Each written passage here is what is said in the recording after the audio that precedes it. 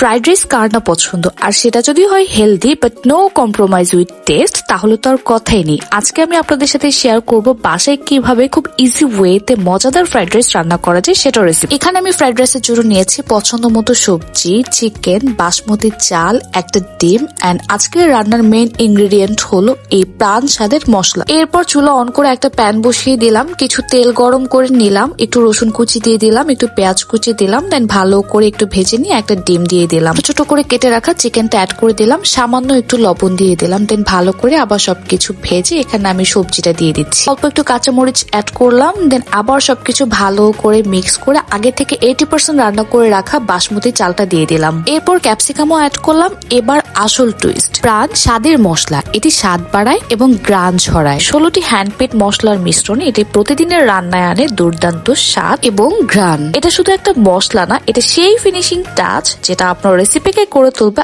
আরো পারফেক্ট। আপনারা কে কে প্রাণ স্বাদের এই মশলা দিয়ে রেসিপি ট্রাই করেছেন আমাকে অবশ্যই কমেন্ট করে জানাতে ভুলবেন না।